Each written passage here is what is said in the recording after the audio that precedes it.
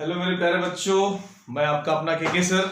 आज फिर से मैं आपके सामने एक नए टॉपिक लेकर के हाजिर हूं, जिस टॉपिक का नाम मैं यहाँ पे मेंशन कर रखा हूं, डिफरेंशियबिलिटी। और डिफरेंशियबिलिटी का मतलब क्या होता है, जैसे कि आपको थोड़ा सा बात आपको समझ में आ रहा होगा जो 11th में सीखे हैं उनके लिए, नहीं तो अभी हमारा नेक्स्ट चैप्टर जो है वो डिफरेंशिएशन का ही है। लेकिन उससे पहले एक थीम मैं आपको बताना चाहता हूं कि डिफरेंशिएशन को कैसे यूज करते हैं, आखिर क्या होता है डिफरेंशियबिलिटी, इसकी बात करूंगा। यानी कहने का मतलब डिफरेंशियबिलिटी का दूसरा नाम भी आपको मैं यहाँ पे लिख दिया हूं, डिराइवेबिलिटी।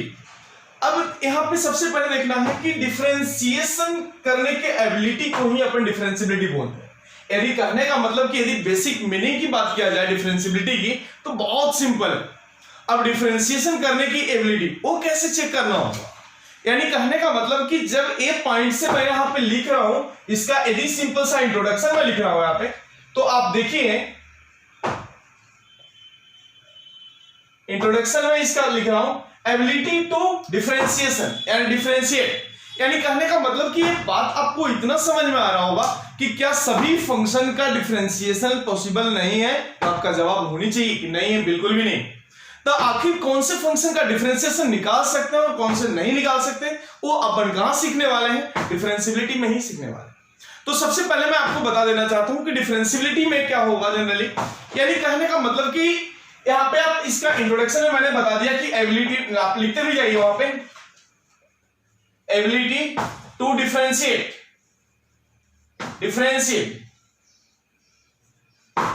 अब एक बात समझना है, इंट्रोडक्शन में मैंने लिख दिया डिफरेंशियबिलिटी का एबिलिटी जो होगा उसको अपन बोलेंगे डिफरेंशियबिलिटी। अब नेक्स्ट पॉइंट, यदि इसको समझना होगा इसका मीनिंग क्या होता है, इसका मीनिंग की बात जब करोगे आप, तो इसका दैट मींस क्या, यूनिक टेंजेंट। ये क्या होगा, यूनिक टेंजेंट। आखिर यूनिक टेंजेंट क्या रहेगा, इसके बारे में भी मैं बात करूंगा। सबसे पहले जब भी आपको डिफरेंशिएशन की बात करना होगा, तो आपको एक बात समझ में आना चाहिए कि यूनिक टेंजेंट होनी चाहिए, यानी यूनिक टेंजेंट होनी चाहिए। यानी यूनिक टेंजेंट का मतलब क्या होगा कि नंबर ऑफ टेंजेंट उसके कितने होने चाहिए, सिंगल, एक ही टेंजेंट होनी चाहिए। अब यदि किसी भी पॉइंट पे यदि आप चेक कर रहे हो और एक पॉइंट पे यदि दो टेंजेंट निकल रहा है, तो आप ये मानिए कि वो डिफरेंशियबिलिटी मतलब डिफरेंशिएशन उसके हम नहीं निकाल सकते हैं। तो कैसा होगा वो देखते हैं। यानी कहने का मतलब कि only one tangent at A point, tangent at A point, यानी यूनिक टेंजेंसी का मतलब आपको समझ में आया। अब एक बात समझना, ओनली वन टेंजेंट। अब देखता है कि यदि दो से अधिक भी टेंजेंट कहीं कहीं होते हैं, तो आप उसको मान लीजिए कि उसका डिफरेंशिएशन पॉसिबल ही नहीं है। सो सिंपल, बहुत सिंपल लॉजिक है।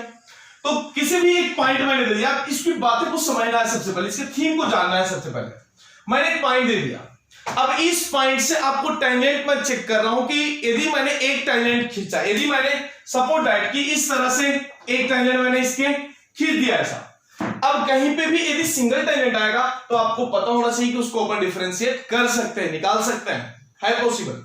लेकिन जब किसी एक पॉइंट से, मतलब कोई भी एक सिंगल पॉइंट मैंने दे दिया और इस पॉइंट से यदि आप दो टेंजेंट खींच रहे हो, लेट अस एज्यूम कि मैंने एक टेंजेंट इस तरह से ऐसा खींच दिया और इस तरह से एक टेंजेंट ऐसा खींच दिया, तो यानी कहने का मतलब कि जो कॉर्नर जो आपका बन रहा है ना, एक कॉर्नर जो बन रहा है, तो कहीं पे भी यदि कॉर्नर आता है इस तरह से, तो आपको मानिए कि उस पॉइंट पे फंक्शन डिफरेंशिएबल नहीं है। क्यों? क्योंकि रीजन आपको सामने दिख रहा है, कौन से टेंजेंट कितने हो जाएंगे, दो टेंजेंट हो जाएंगे। और जब दो टेंजेंट होंगे तो इसके मीनिंग में ही एग्जिस्ट नहीं कर रहा है, क्योंकि इसके मीनिंग में ही मैंने लिखा हूं कि यूनिक टेंजेंसी होता है इसका। अब एक बात समझना कि आखिर इसमें क्या होगा, नहीं होगा, बिल्कुल भी नहीं, इसका डिफरेंशिएबल पॉसिबल नहीं है। अब एक बात मैं और भी बता रहा हूं, यानी कहने का मतलब कि जो एक इसमें बहुत सिंपल लॉजिक यदि मैं बात करूं, तो इसमें दो बातें आपको ध्यान में आना चाहिए, आपको पहचानने आनी चाहिए। एक स्मूथ कॉर्नर और एक स्मूथ कॉर्नर रहेगा और एक इस तरह से फोक बना हुआ रहेगा। अब एक बात आपको समझना है कि जब स्मूथ कॉर्नर यदि ऐसा आया और किसी एक पॉइंट पे निकालना है टेंजेंट, और एक पॉइंट पे टेंजेंट यहां पे कितना है, एक ही टेंजेंट होगा, दूसरा टेंजेंट आप करोगे तो सेकेंड लाइन बन जाएगा, पॉसिबल नहीं हो। अब मैं आपसे एक बात करना चाहता हूं कि आखिर एक टेंजेंट है क्या होता है टेंजेंट, इसके बारे में भी मैं आपको एक सिंपल सी बात बताना चाह रहा हूं। थोड़ा सा ध्यान रखिए, बहुत बेसिक सी बात है और बहुत ही फायदेमंद होगा आपके लिए, बहुत ही फायदेमंद होगा। जो मैं यहाँ पे लिख रहा हूं बोर्ड पे, वो आपसे एक रिक्वेस्ट होगा कि आप भी उसको लिखते चलें, साथ में मेरे साथ भी लिखते चलें। अब मैं टेंजेंट की बात कर रहा हूं कि आखिर एक टेंजेंट कौन सा जानवर का नाम है अपने को मैथमेटिक्स में। तो थोड़ा सा अपन इसमें बात करेंगे। तो आपने जैसा कि 8, 9, 10th में सीखे होंगे आप सेकंड लाइन, मतलब कैसा भी कर्व मैंने एक ले लिया, लेट अस एज्यूम कि मैंने कोई भी कर्व इस तरह से मैंने कोई कर्व ले लिया, मान लिया कि मैंने एक कर्व ले लिया, कैसा भी हो ग्राफ, कैसा भी ले लीजिए, कर्व ले लीजिए। अब एक बात समझिए कि किसी भी एक पॉइंट की बात कर रहा हूं, मैंने एक पॉइंट मैंने ए दे दिया, एक पॉइंट मैंने यहां पे बी दे दिया और एक पॉइंट मैंने यहां पे सी ले लिया। लेट अस एज्यूम कि मैंने 3 पॉइंट लेने। अब देखते हैं कि टेंजेंट किसको बोलते हैं। टेंजेंट आपको निकालना कहां पे है वो देखना है। सबसे पहले हमें टेंजेंट निकालना एट द पॉइंट ए, हमें टेंजेंट निकालना। तो आखिर क्या होता है टेंजेंट का बेसिक मीनिंग क्या होता है, जो मैं आपको सिंपल वे में आपको बताना चाह रहा हूं। यानी कहने का मतलब कि एक लिमिटिंग वैल्यू, यानी कहने का मतलब एक लिमिटिंग पॉइंट जिसको अपन बोल सकते हैं, किसका, सेकंड लाइन का। तो एक सेकंड लाइन मैंने बना दिया, देखिए ना, इस पॉइंट से मैंने एक सेकंड लाइन बना दिया, यानी कहने का मतलब कि ए भी क्या है, सेकंड लाइन। अब एक काम करना है आपको, धीरे धीरे इसी सेकंड लाइन को बी को ए की तरफ शिफ्ट करना है, क्योंकि जहां पे आपको टेंजेंट, जिस पॉइंट पे आपको टेंजेंट के इक्वेशन निकालने होंगे उस पॉइंट के तरफ ही आपको उसके पॉइंट को धीरे धीरे शिफ्ट करते आना चाहिए। तो मैं एक शिफ्ट कर लिया, बी पॉइंट को यहां शिफ्ट कर लिया, तो देखिए ऐसा सेकंड लाइन बन गया। फिर बी को शिफ्ट कर लिया, यहां पे कर लिया, सी पे कर लिया, ऐसा। यानी कहने का मतलब मैंने यहां बी को बी डैश कर लिया, बी डबल डैश कर लिया, यानी कहने का मतलब कि और भी एक लाइन, एक बी वाला पॉइंट शिफ्ट हो जाएगा जब ए पे, तो एक टेंजेंट इस तरह से। यानी कहने का मतलब बहुत सिंपल होता है। क्या हुआ, टेंजेंट का मतलब क्या हुआ, एक लिमिटिंग वैल्यू को अपन टेंजेंट बोलते हैं। किसके लिमिटिंग वैल्यू की टेंजेंट बोलते हैं, सेकंड लाइन के लिमिटिंग वैल्यू को अपन टेंजेंट बोल लेते हैं। आखिर कैसे, आप देखिए ना, बी से बी डैश की तरफ आया, फिर से बी डबल डैश की तरफ, यानी कहने का मतलब कि बी का पोजीशन इस तरफ से ए की तरफ जा रहा है। और जब ए पॉइंट आपस में यहीं पे आ गया तो ही सेकंड लाइन आपस में क्या बन जाते हैं, टेंजेंट बन जाते हैं। तो सिमिलर तरीके से एक टेंजेंट आपका ऐसा बन गया, तो आप सी से भी यदि आप बनाओगे तो भी एक टेंजेंट बनेगा, सी से भी बनाएंगे तो भी एक टेंजेंट बन जाएगा। यानी कहने का मतलब कि एक बात क्लियर होनी चाहिए कि आखिर टेंजेंट क्या होता है, बात आपको क्लियर हो गया। लेकिन एक बात आपको दिमाग में बैठा लेना है कि यूनिट टेंजेंट से जहां भी होगा तो उसको अपन डिफरेंशिएशन कर सकते हैं, बराबर। अब तो मैंने इसके बेसिक इंट्रोडक्शन के बाद मैंने बता दिया, अब मैं इसके आ रहा हूं, इसके कंसेप्ट में आ रहा हूं कि आखिर क्या होता है इसके कंसेप्ट में। तो आप इसको आप लिखते जाइएगा।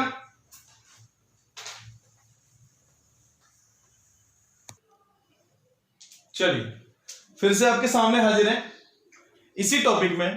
यानी कहने का मतलब इसको दो तरह से मीनिंग क्यों लेते हैं अपन जनरली, क्यों ऑब्जर्व करते हैं इसको, दो एस्पेक्ट में क्यों मानते हैं ऐसा। यानी किसको मानते हैं, डिफरेंशिएबिलिटी या डेरिवेबिलिटी को दो एस्पेक्ट में अपन रीड करते हैं। एक तो आपका ज्योमेट्रिकल मीनिंग ऑफ डेरिवेटिव हो गया and second one physical meaning of derivative. बाबा सबसे पहले तो मेरी बात तो ऐसे, जैसा ज्योमेट्रिकल मीनिंग आया तो दिमाग का बत्ती थोड़ा सा गुल हो जाता है कि ज्योमेट्रिकल का मतलब कि थोड़ा सा ग्राफ तो जरूर बनेगा यहाँ पे। जैसा ज्योमेट्री का यूज हुआ तो आपका कान खड़ा हो गया होगा कि भाई ये ज्योमेट्री का यूज करने का मतलब क्या है, कि फिर से ज्योमेट्री यूज होगा क्या इसमें। बहुत सिंपल तरीके से, यानी कहने का मतलब इसको ग्राफ को समझना है आपको। यदि आप ग्राफ समझ गए तो बहुत ही आसान हो जाएगा, आप देख के ही बता दोगे कि कैसे इसके डिराइवेबिलिटी चेक करते हैं और कैसे चेक नहीं करते, सारी चीजें आपको क्लियर हो जाएगा। बट फिजिकल मीनिंग क्या होता है, what do you mean by physical meaning. तो हम तो मैथ्स वाले आदमी हैं भाई, मैथ्स के थ्रू यदि अपन जानते हैं तो हमें बस इतना ही समझ में आता है कि फिजिकल मीनिंग ऑफ डेरिवेटिव, यानी जो फिजिक्स में आप यूज करते हो। फिजिक्स में क्या यूज करते हैं आप याद करिए, जैसे कि मैंने यहां पे लिख रखा हूं इंस्टेंटेनियस रेट ऑफ चेंज, बराबर है। Instantaneous rate of change of function को अपन क्या बोल देते हैं, ये फिजिकल मीनिंग ऑफ डेरिवेटिव में आ जाता है सीधा। यानी कभी भी आप ये ध्यान रखिए, क्या जब डीवी आप लोग dt करते हो तो क्या होता है, velocity with respect to time, यानी क्या निकल जाता है, एक्सेलरेशन निकल जाता है। ये क्या हो गया, सारे इंस्टेंटेनियस चेंज है।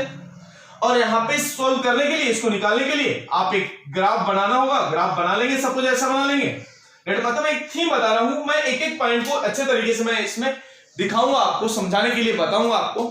बट एक मैंने ग्राफ बना लिया, लेट अस एज्यूम कि मैंने x और y एक्सिस पे एक मैंने ग्राफ बना लिया। हमें इस पॉइंट पे, अभी मैंने कुछ पल पहले ही आपको बताया कि पॉइंट ए पे हमें क्या निकालना है, उसको टेंजेंट निकालना है।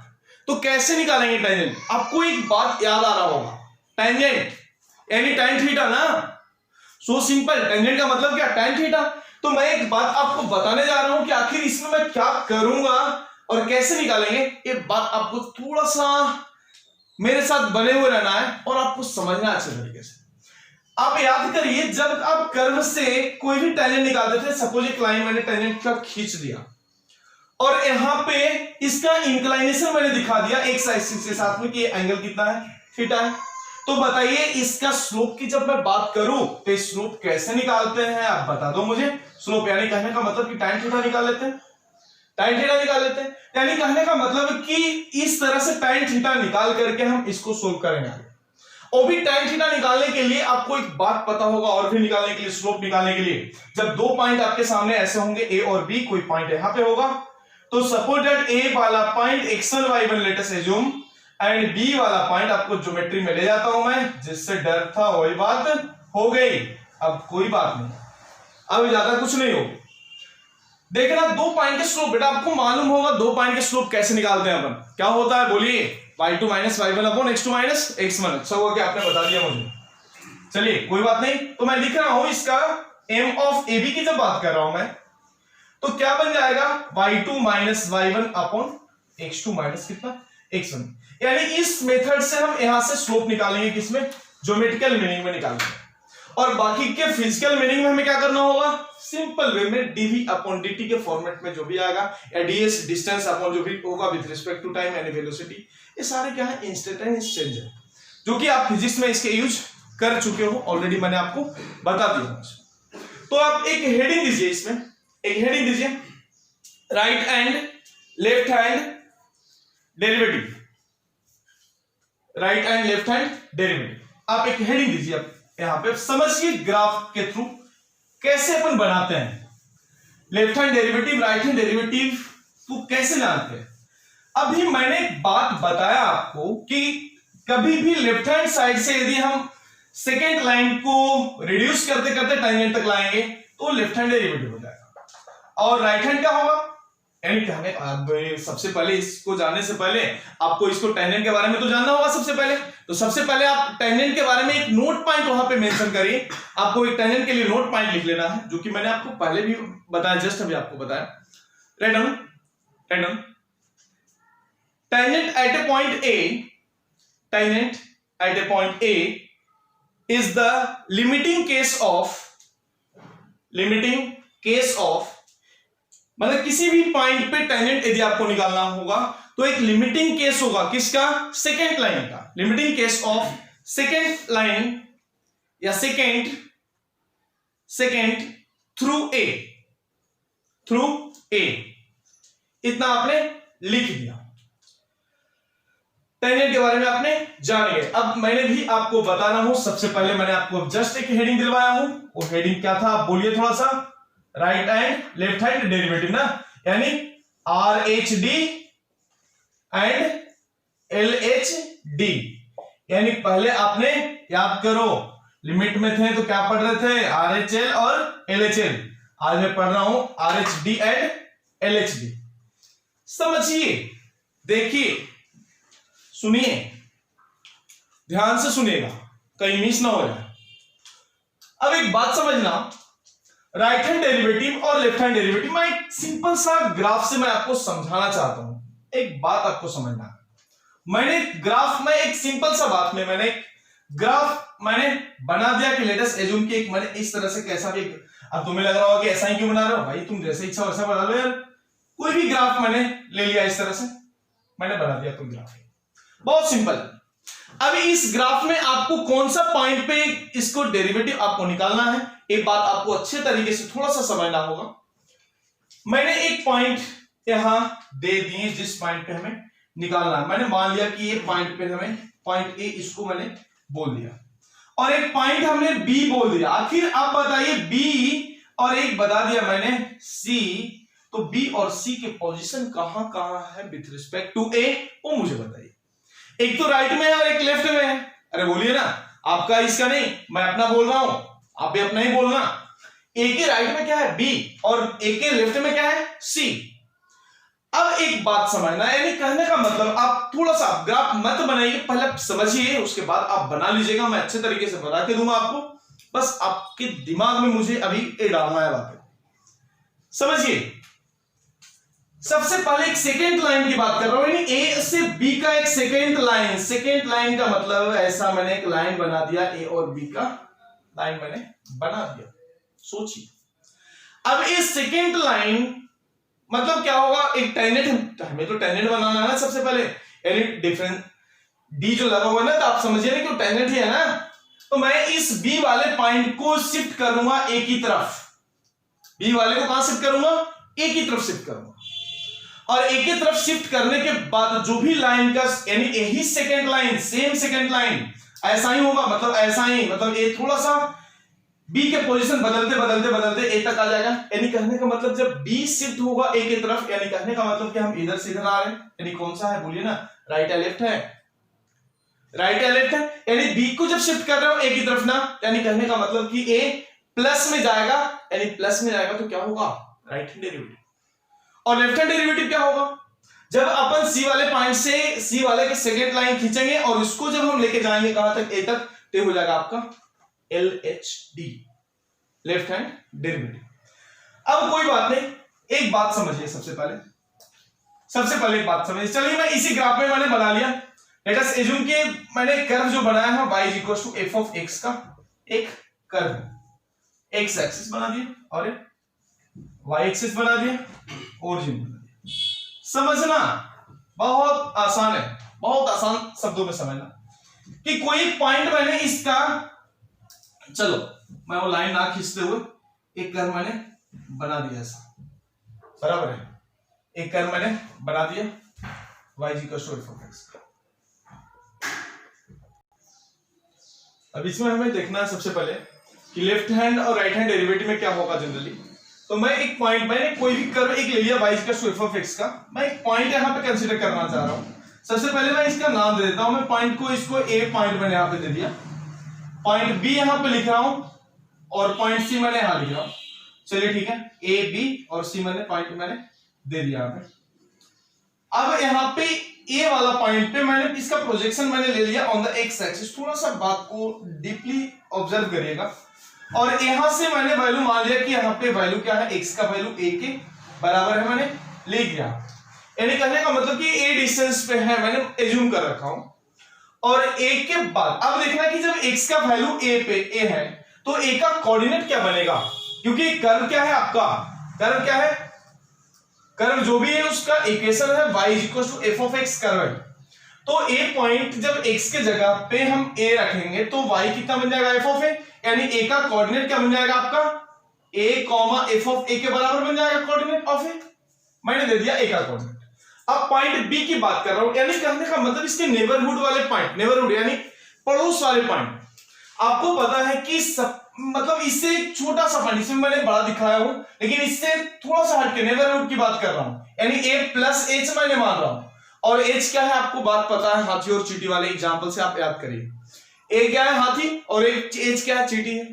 तो हाथी पे यदि चींटी चढ़ा भी तो कोई फर्क नहीं पड़ रहा है, यानी कहने का मतलब कि h is very very small होगा, वेरी स्मॉल, मतलब ग्रेटर देन 0 है, पॉजिटिव है, लेकिन वो वेरी स्मॉल है। अब मैंने बी वाले पॉइंट को मैंने मान लिया on the x axis. Once again इसकी बात को मैं एज्यूम कर रहा हूं, प्रोजेक्शन मैं ले रहा हूं, पॉइंट बी को भी मैंने ऑन द एक्सिस पे ही लिया मैंने। अब यहां पे इसका वैल्यू a + h हो जाएगा। मैंने ये तो एक्स एक्सिस है ना, तो एक एक्स क्यों लिखूं, मैंने a लिख दिया और a लिख दिया, मैंने a + h लिख दिया। सिमिलरली तरीके से इसके थोड़ा सा पीछे की बात मैं करूं तो एक पॉइंट यहां पे मैं c यहां पे ऑब्जर्व कर रहा हूं, मैंने एज्यूम किया हूं h जो भी प्लस h है ना, यानी कहने का मतलब कि a - h, यानी कहने का मतलब कि a का नेबरहुड कौन कौन से हैं, पड़ोसी वाले कौन से हैं, a + h और a - h है। अब जैसे कि पॉइंट a को मैंने लिखा हूं उसके कोऑर्डिनेट, वैसा ही मैं पॉइंट b का भी कोऑर्डिनेट लिखूंगा और पॉइंट c के भी coordinate.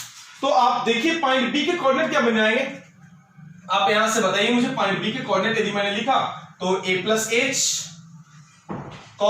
f of a + h बन जाएगा। किसका कोऑर्डिनेट बन गया है, a पॉइंट b का कोऑर्डिनेट आपको यहां पे दिख गया, क्योंकि फंक्शन है y = f of x, तो x के जगह पे a + h लिखोगे तो y कितना बन जाएगा, f of a + h बन जाएगा, जो कि मैंने लिख दिया पॉइंट b के कोऑर्डिनेट। अब पॉइंट c के कोऑर्डिनेट लिखना है तो आप मुझे बताइए x के जगह a - h है तो ये क्या बन जाएगा, a - h, कितना एफ ऑफ कितना ए माइनस एच का कोऑर्डिनेट बन जाएगा। अब मैंने पॉइंट ए बी सी तीनों लिख दिए। अब आपको टेंजेंट कहां पे चाहिए? एट द पॉइंट ए चाहिए। तो मैं तो सबसे पहले ये बात करूंगा कि ए से लेकर के बी का एक सेकेंड लाइन मैंने ड्रॉ कर रहा हूं। देखिए एक सेकेंड लाइन मैंने ड्रॉ किया ए और बी के बीच का।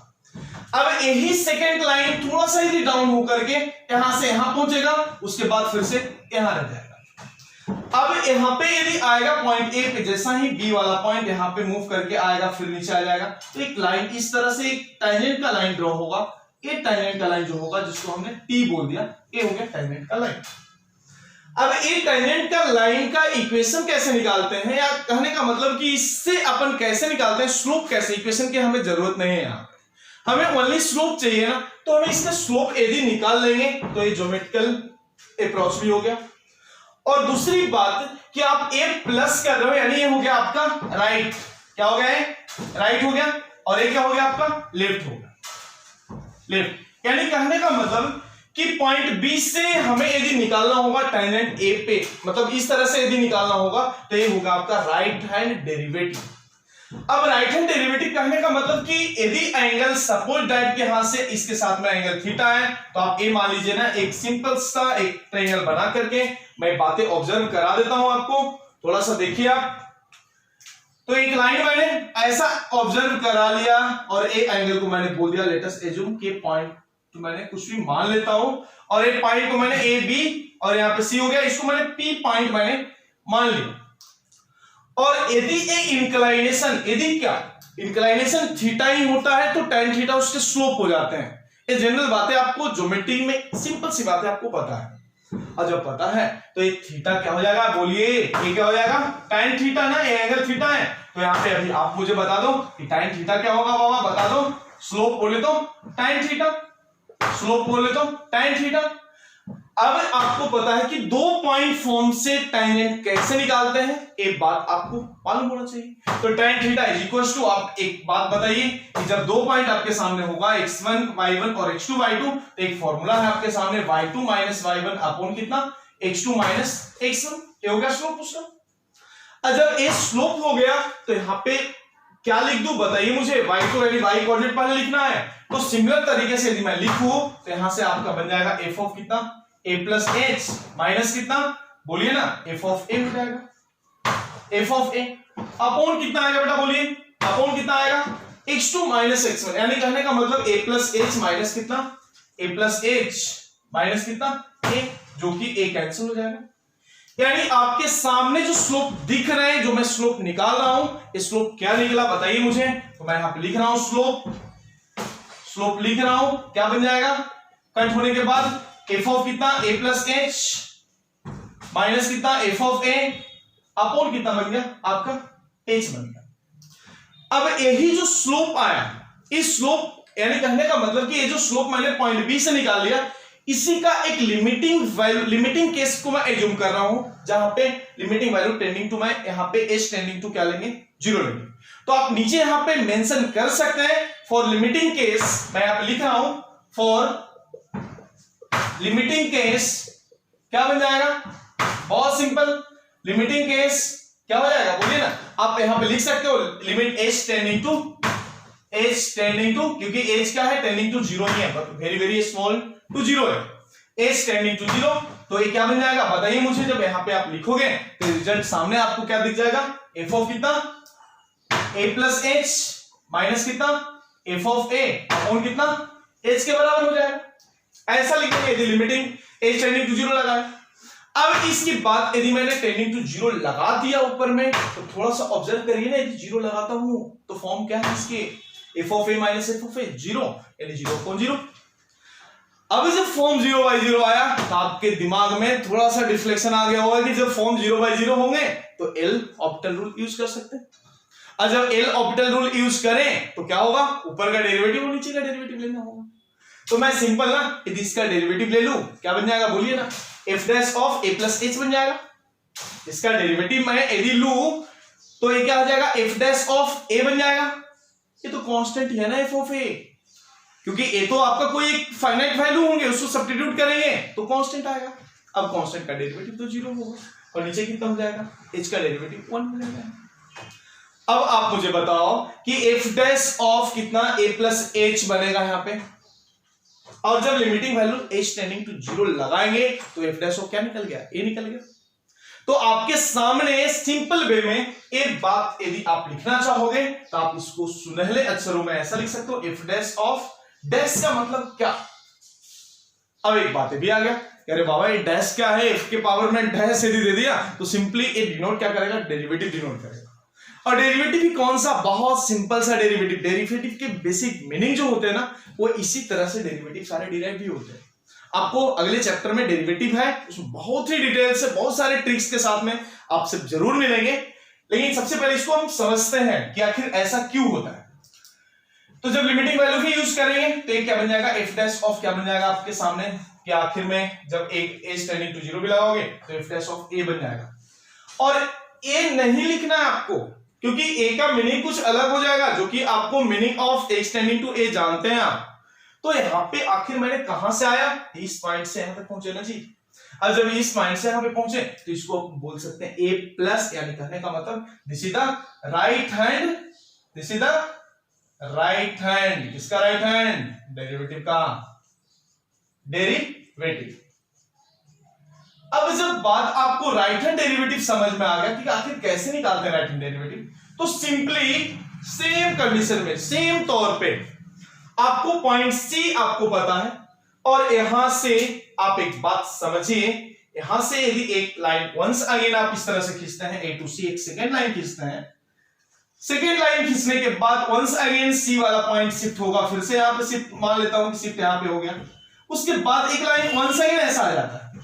अब एक मानिए कि जब ये ऐसा आ गया तो क्या ये दोनों सेम ही लाइन है क्या, इधर से भी टेंजेंट आ रहा था और इधर से भी टेंजेंट आ रहा है, नहीं कहने का मतलब कि एक टेंजेंट एक इधर से आ रहा है ऐसा आ रहा है और एक टेंजेंट इधर से आ रहा है, सेम ही लाइन में आ रहा है। आखिर हमने तो दो टेंजेंट दो पॉइंट से बनाए, लेकिन यहां तो दोनों आपस में ज्वाइन होकर के एक ही टेंजेंट बन गया। और जब एक टेंजेंट बना तो मैंने आपको बेसिक जानकारी मैंने दिया था, एक यूनिक टेंजेंसी होता है। क्या अंदर की बात है, थोड़ा जोर से बोलो, यूनिक टेंजेंसी होता है। और जब ये यूनिक टेंजेंसी होगा तो ही डिफरेंशिएबल होगा, बहुत simple, clear to all, good. अब मैं यहां पे लिख रहा हूं, समझिए, देखिए, वंस अगेन ये भी तो टी है ना, ये भी तो टी है ना, कोई बात नहीं। तो सिमिलर तरीके से मैं यही बाकी को ना लिखते हुए मैं सिमिलर तरीके से मैं यहां पे रिप्रेजेंट कर देता हूं, वंस अगेन थीटा, तो आपको मैं यहां पे एक क्या हो गया आपका राइट हैंड डेरिवेटिव। अब मैं इधर से मैं लिखना चाहूंगा left hand derivative, left hand यानी एल एच डी की बात करना चाहूंगा, ये हो गया आपका आर एच डी, जिसको स्टार देना कभी ना भूले, 3.5 दिए तो भी चलेगा, बहुत बहुत इंपॉर्टेंट है, बीबी आई, बीबी आई तो गई थी कहां, कोई बात नहीं, देखते हैं एलएचडी। अब एक बात समझना, एलएचडी में एफ डैश ऑफ क्या बनेगा बेटा, बोलिए ना, ए माइनस बनेगा, ए माइनस बनेगा ना, so simple. Once again slope इसका लेना होगा, तो क्या लेंगे स्लोप में, बताइए ना मुझे, तो इसके स्लोप लेने हैं ना, तो क्या F of a minus this बन जाएगा, अरे बोलो, आवाज कम आया, हाँ, तो क्या होगा बताइए मुझे, एफ ऑफ ए, आप चलो इसके बनने लगे तो मैं बना ही देता हूं सिंपल, जब इतना किए तो इसके लिए भी आप काम वही कर लेंगे, इसके भी स्लोप निकाल लेते हैं, क्या बनेगा स्लोप बताओ मुझे सिंपल वे में, क्या बनेगा, एफ ऑफ ए माइनस कितना, एफ ऑफ ए माइनस कितना, F of a minus H कर सकते हो अपनी, चाहे आप y2 माइनस y1 के जगह पे y1 माइनस y2 भी लिख सकते हो अपनी मर्जी, लेकिन जब y1 माइनस y2 लिखोगे तो नीचे x1 माइनस x2 लिखना होगा, केयरफुली। अपो क्या बनेगा जी, बोलिए, सांगिए जल्दी, लौकर सांगो, तो a माइनस ए और क्या होगा, a दिस माइनस दिस ना, और माइनस माइनस प्लस h ऐसा बन गया, अरे तो उड़ गया यार, तो इसके स्लोप सीधा बन जाएंगे, क्या होंगे इसके स्लोप, स्लोप क्या बन जाएगा बताओ मुझे, एफ ऑफ ए माइनस कितना, F of a minus H, और अपॉन कितना h, जो कि कहीं ना कहीं कुछ तो ऐसा लग रहा है, जनरली यही होता है। और जब आप इसको यूज करोगे ना तो एक बात आपको ध्यान रखना है, इसको थोड़ा सा सीधा कर लेना होता है, क्योंकि हमेशा हर जगह पे कहीं कहीं आपको ऐसा लिखा हो रहेगा, आप एक ही तरीके से याद रखिए, एक ही तरीके से याद रखिए, ज्यादा बेहतर होगा। चाहे तो आप इसको एक ही तरीके से याद रखने का मतलब मैंने क्या बताना चाह रहा हूं, ऐसा आप लिख लो, this minus F of A upon H, H नहीं माइनस एच दे दो, माइनस दे दो, माइनस देना ना बोलो, माइनस दे दिया। क्यों? क्योंकि मैंने इसको पहले लिख दिया। और जनरली हर जगह पे आपको, मोस्टली जगह पे आपको ए लिखा हुआ रहेगा, तो आपको कंफ्यूज होने की गरज नहीं है। आखिर जब मैंने इसमें लिमिटिंग वैल्यू, वैसा ही है लिमिटिंग केस है, उसके लिए फॉर लिमिटिंग केस क्या बन जाएगा जी, बोलिए ना, एच टेंडिंग टू कितना, 0 हो जाएगा। लगे तो लिख लेना, फॉर लिमिटिंग केस,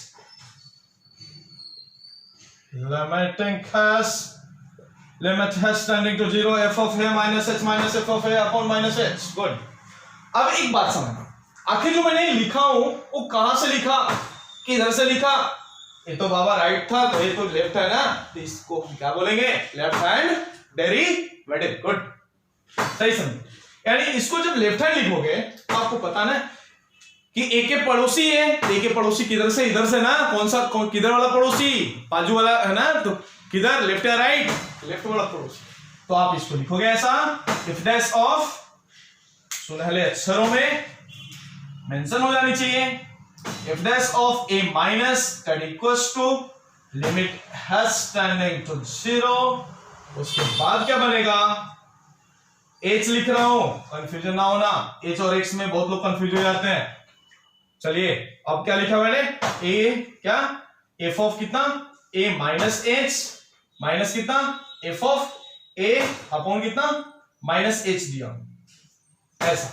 अब ये क्या हो गया, आर एच डी नहीं है, ये क्या है, एल एच डी, यानी लेफ्ट हैंड डेरिवेटिव। और इसको भी आप स्टार देना ना भूलें कभी जीवन में, कभी जीवन में गलती ना करें, ये दोनों पॉइंट आपको याद रखने हैं। अब इसमें आपको मैंने एक बात समझाने की कोशिश किया, एक ज्योमेट्रिकल इंटरप्रिटेशन था, यानी कहने का मतलब कि जो भी मैथ्स में अपन यूज करेंगे, यानी ज्योमेट्रिकल मीनिंग क्या होता है, कैसे अप्रोच लगाते हैं, जो मैंने आपको कंसेप्ट मैंने इसमें डील किया हूं आपके साथ। Good, good deal. अब मैं नेक्स्ट मूव करूंगा। अभी अपन एक जानते हैं, सबसे पहले जो भी कंसेप्ट टिल नाउ तुमने देखे हैं, उस कंसेप्ट में एक आप नोट पॉइंट वहां पे लिखिए, बहुत ही इंपॉर्टेंट पॉइंट है। एक इंपॉर्टेंट पॉइंट में आपको लिखना है, इंपॉर्टेंट पॉइंट में लिखना है, write down, write down, when function is differentiable, when the function is differentiable at x is equals to a, at x is equals to a, क्योंकि कहीं कहीं क्वेश्चन में आपको गिवन होगा कि फंक्शन डिफरेंशिएबल है, कहां पे, कोई भी x के वैल्यू पे आपको डिफरेंशिएबल है।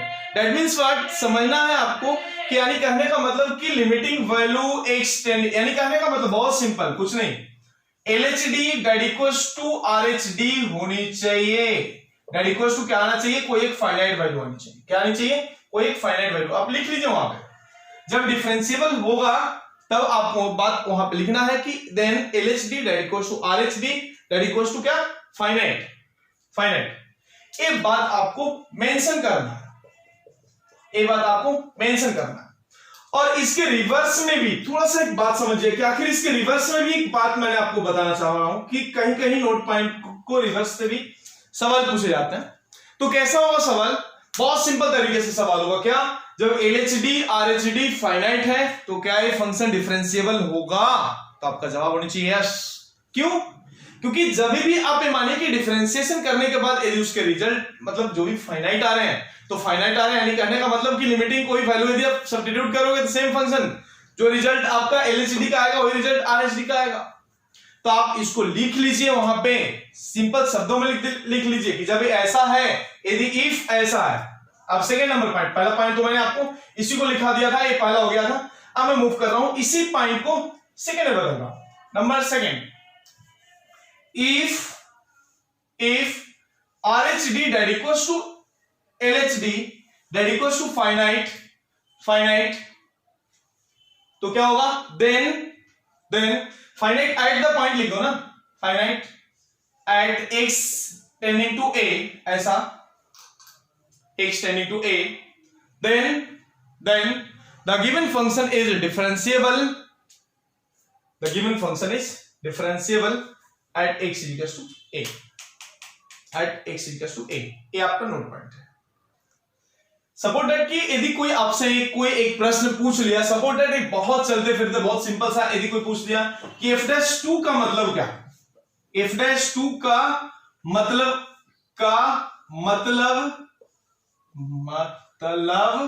क्या होगा f'2 का मतलब, तो आपका जवाब क्या आनी चाहिए, बहुत सरल जवाब। आप f'2 को लिखना चाहोगे तो आप इस तरह से limiting value h tending to 0 जिस तरह से आप लिखते थे, तो पहला मैंने ऐसा लिख दूंगा f ऑफ कितना 2 प्लस h माइनस कितना f ऑफ 2 अपॉन कितना h लिख देंगे। बस जब मैंने 2 प्लस लिखा हो तो ये क्या हो जाएगा f' ऑफ 2 प्लस हो जाएगा। और क्या लिख सकते हैं आप, f' ऑफ 2 माइनस लिखना होगा, और 2 माइनस लिखो तो limiting value h tending to 0। अब यदि मैंने सेम फॉर्मेट में लिख रहा हूं f ऑफ कितना 2 माइनस h, अब माइनस कितना f ऑफ 2 लिख दिया, तो नीचे क्या लिखना होगा माइनस h लिखना होगा। बहुत सिंपल। यानी कोई पूछा तो आपका जवाब इसका मतलब क्या, तो यानी दोनों जवाब इसके लिए सही हैं, एक है आपका RHD और एक है आपका LHD। तो इस तरह के सिंपल शब्दों में आपको जवाब इसका मतलब यदि कोई पूछा तो आप उसको सिंपल शब्दों में इसका जवाब आप दे सकते हैं। अब मैं मूव करूंगा नेक्स्ट पॉइंट पे। अभी एक बहुत ही बेहतरीन टॉपिक पे अपन में आना चाह रहे हैं इस लेक्चर में। इस टॉपिक का नाम है मतलब कंटिन्यूटी वर्सेस डिफरेंशियबिलिटी, यानी इन दोनों के बीच में क्या डिफरेंस है, क्या सिमिलरिटी है, कहां पे यदि अपन कंटिन्यूटी निकालेंगे तो हमें कैसे मालूम चलेगा कि जो फंक्शन कंटिन्यूअस है वो डिफरेंशिएबल है भी नहीं है या नहीं है, या तो यदि फंक्शन डिफरेंशिएबल रहेगा तो क्या है कंटिन्यूअस है या नहीं है, ये सारी जानकारी अभी हमें इसमें क्लियर हो जाएगा। तो पहले आप एक हेडिंग दीजिए continuity versus differentiability. Give the heading continuity, बहुत इंपॉर्टेंट, VVVBI कर लो, बिल्कुल बहुत बहुत बहुत इंपॉर्टेंट। Continuity versus differentiability.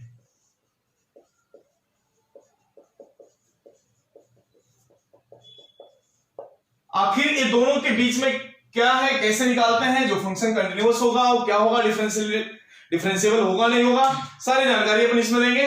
तो यदि आप सबसे पहले एक बात आपको समझना है, यदि कोई भी फंक्शन कंटिन्यूअस है तो आप ऐसा बिल्कुल आप लगे तो लिखते जाइए कि यदि कोई भी फंक्शन कंटिन्यूअस है, if any function will continuous number 1 में लिख दीजिएगा। यदि एक कोई भी फंक्शन, इफ एनी फंक्शन करके लिख दीजिए आप ऐसा सीधा हेडिंग में, एनी फंक्शन, तो नंबर 1 पॉइंट लिख के दे रहा हूं इज सिंपल कि ए क्या है कंटिन्यूअस।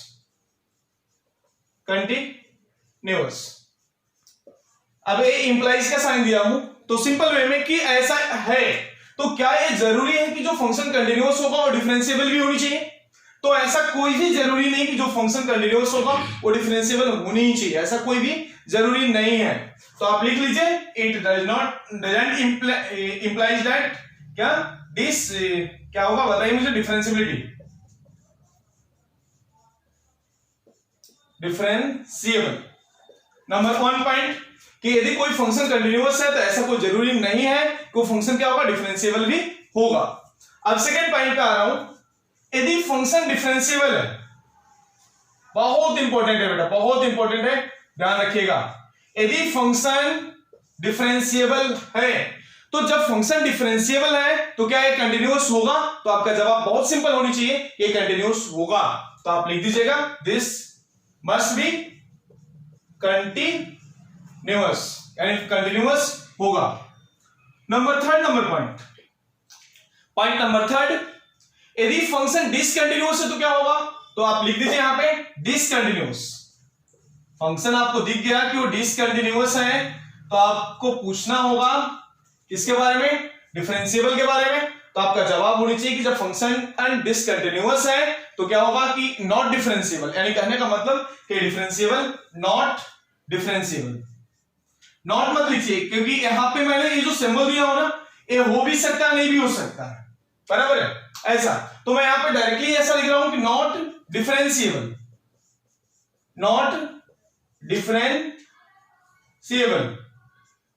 बहुत सिंपल अप्रोच।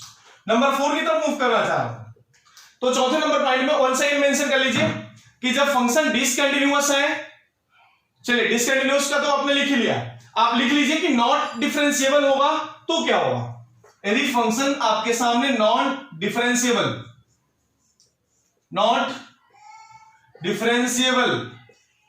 जब नॉट डिफरेंशिएबल है तो आपका जवाब सीधा होना चाहिए कि जब नॉट डिफरेंशिएबल है तो फंक्शन डिसकंटिन्यूअस नहीं होगा। मैं इसी की बातें कर रहा हूं, इसी को मैं उल्टा सीधा कर रहा हूं। तो जब फंक्शन नॉट डिफरेंशिएबल है तो क्या होगा, ये नॉट मतलब डजंट इंप्लाइज ये क्या होगा, डिसकंटिन्यूअस।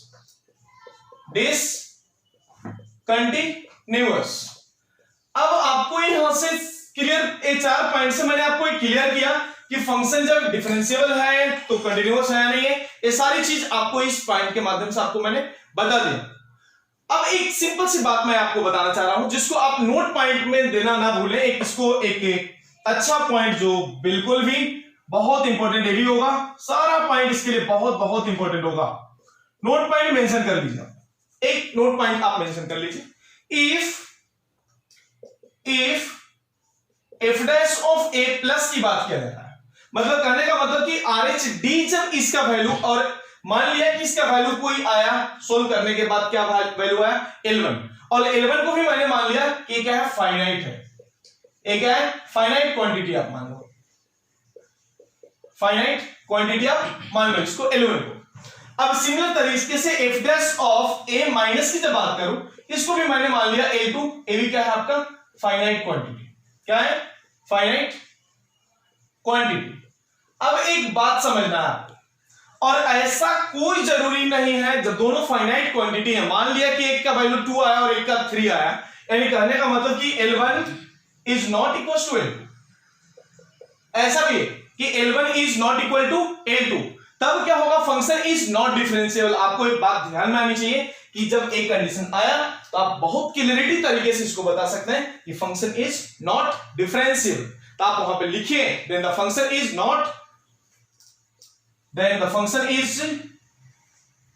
Not differentiable. बहुत बेहतरीन, नॉट डिफरेंशिएबल। और इसके रिवर्स तो आपको पता ही। और जब एक बातें आपको पता लग गया तो ये भी बात आप ध्यान रख लीजिए, but it is sure that, और लिख लीजिए आप, but it is sure that, इसी स्टेटमेंट में आप लिख लीजिए, but it is sure that the function must be continuous, function must be continuous, यानी ये भी बात श्योर है कि फंक्शन क्या होना चाहिए, कंटिन्यूस होगा। एक बात मैंने आपको इंपॉर्टेंट पॉइंट इसमें मैंने आपको बताया। अभी मैं कुछ बातें और भी आपको बताना चाह रहा हूं। अभी मैं नेक्स्ट पॉइंट पे आ रहा हूं, नेक्स्ट टॉपिक, इसी का नेक्स्ट टॉपिक है। आप वंस अगेन हेडिंग दे दीजिए, रीजन ऑफ नॉट डिफरेंशिएबल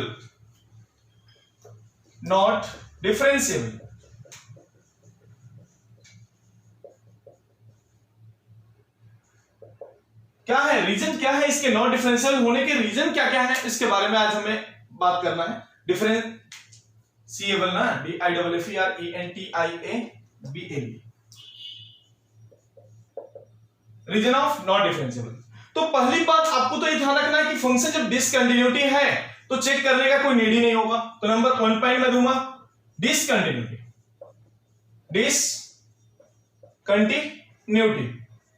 यानी कहने का मतलब कि जब फंक्शन डिसकंटिन्यूअस है, आप लिखते जाइए, लेकिन तो मैं पॉइंट लिख रहा हूं, आपको मैं लिखा के दे रहा हूं, लिखते जाइए। If the function is discontinuous, then no need to check differentiability।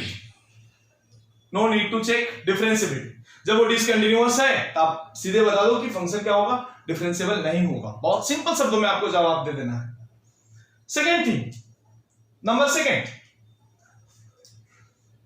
2 point number second लिख लीजिए, कॉर्नर पॉइंट, जिसको आप शार्प पॉइंट भी बोलते हैं ना, कॉर्नर आप लिख सकते हैं।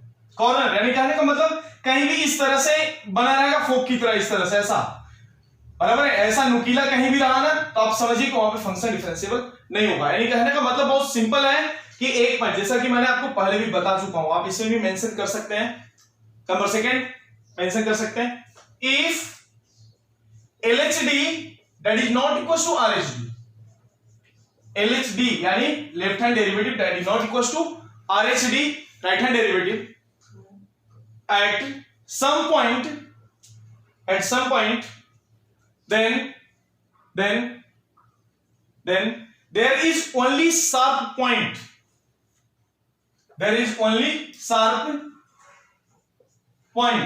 यानी इसी को अपन बोलते हैं कॉर्नर बोलते हैं, दैट इज द कॉर्नर, यानी कॉर्नर पे कहीं भी कोई पॉइंट आ रहा है तो वहां पे आप इसको डिफरेंशिएबल नहीं मान सकते। यानी कहने का मतलब यदि mod x के भी बात कर रहे हो आप तो mod x का फंक्शन आप देखते हो ना, ग्राफ ऐसा ऐसा मिल जाता है, यानी कहने का मतलब ये पॉइंट पे नुकीला है ना, तो कहीं पे भी इस तरह से आया तो उस पॉइंट पे फंक्शन डिफरेंशिएबल नहीं होगा। बहुत simple. Next one, number third, region number third, vertical tangent. आखिर ये कौन सा जानवर का नाम हो गया? अभी कभी तो नाम सुना नहीं था, बस टेंजेंट का नाम सुने थे, बट वर्टिकल टेंजेंट क्या है उसके बारे में थोड़ा सा मैं आपको बताना चाहूंगा। जैसा कहने का मतलब बहुत सिंपल तरीके से, यानी आप इसको यदि आप मैथमेटिकली चेक करोगे तो आपको यहां से इस तरह से रहेगा f dash a plus that equals to f dash a minus, हो सकता है कि टेंडिंग टू इंफिनिटी आ जाए, रिजल्ट इसके इंफिनिटी आए, और ये भी हो सकता है कि इसके रिजल्ट माइनस इंफिनिटी भी आ सकता है, और क्या f dash of a plus that equals to f dash of a minus this tending to minus infinity, this और दिस यदि आया तो आप मैथमेटिकली इसको बोल सकते हैं कि वर्टिकल टेंजेंट है। लेकिन एक आखिर वर्टिकल टेंजेंट से हमें पता कैसे लगेगा कि फंक्शन डिफरेंशिएबल नहीं है? क्या कोई ऐसा कुछ एग्जांपल मैं आपको एक बताना चाह रहा हूं, तो थोड़ा सा आप समझिए वर्टिकल टेंजेंट के लिए। तो सबसे पहले तो मैं आपको वर्टिकल टेंजेंट आपको एक्सप्लेन करना चाह रहा हूं कि क्या होता है वर्टिकल टेंजेंट। तो आप एक एग्जांपल में वहां पे लिख लीजिए, एग्जांपल लिख लीजिए y इज इक्वल्स टू, आपको x के पावर क्यूब रूट का आपने ऑलरेडी पढ़ चुके थे, क्यूब रूट ऑफ x की बात कर रहा हूं, यानी 1/3 पावर में। अब इसके ग्राफ भी यदि आपने देखा था तो याद करो, यहां से ग्राफ इसका ऐसा आकर के इस तरह से मूव कर रहा था, ए ओरिजिन हो गया, ए क्या हो गया अपना ओरिजिन हो गया, यहां से फंक्शन क्या मूव कर रहा है।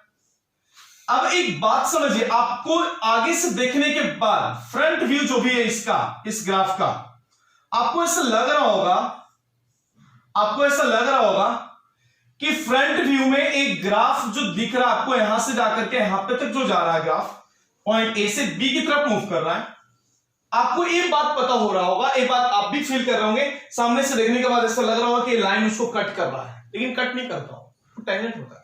आखिर वो कैसे, समझिए ना, बहुत सिंपल है। एक लाइन यहां से इस तरह से ऐसा जा रहा है, इस तरह से जाकर के ऐसा जा रहा है, और वहीं पे वो टिल्ट होके वही लाइन ऊपर से ऐसा जा रहा है, यानी उस लाइन को इधर से टच करने वाला, जहां पे वो टिल्ट हो रहा है ना, जहां पे वो फंक्शन आप जो ग्राफ है उसका इधर से जो जा रहा है और ऐसा जो इधर जा रहा है ना, यहां से जो भी आ रहा है और ऊपर से टिल्ट हो जा रहा है ऐसा, यानी जहां से घूम रहा है उसी पॉइंट को टच होते हुए उसका एक टेंजेंट बनता है। This is the vertical tangent. और एक वर्टिकल टेंजेंट की जगह पे आपको एक बात पता है कि इस पॉइंट पे फंक्शन क्या होगा, नॉट डिफरेंशिएबल होगा। जैसे कि मैंने आपको नॉट डिफरेंशिएबल की बातें भी मैंने आपको बता दिया, इस पॉइंट में आपको नोट डाउन। हाँ, तो मैं आपसे बताना चाह रहा हूं कि अब इस वीडियो में मैं आज तक आपको इतना ही तक बताना चाह रहा हूं, और नेक्स्ट वीडियो जो आएगा आपका उसमें क्या बोलते हैं अपना डिफरेंशिएबिलिटी का एट ए पॉइंट कैसे निकालते हैं डिफरेंशिएबिलिटी, उसका एग्जांपल भी अपन कैसे यूज करेंगे, एग्जांपल में कंसेप्ट को कैसे यूज करेंगे वो नेक्स्ट वीडियो में मैं आपको बताऊंगा। और डिफरेंशिएबिलिटी एट इंटरवल भी आपको नेक्स्ट वीडियो में ही आपको मिलेगा, ये दोनों कंसेप्ट प्लस एग्जांपल भी आपको नेक्स्ट वीडियो में मिलेगा। अब जो बच्चे आप इस वीडियो को मतलब आप हमारे चैनल को टिल नाउ सब्सक्राइब नहीं किए हैं, लाइक नहीं किए हैं, तो लाइक और सब्सक्राइब करना ना भूलें। तब तक के लिए धन्यवाद।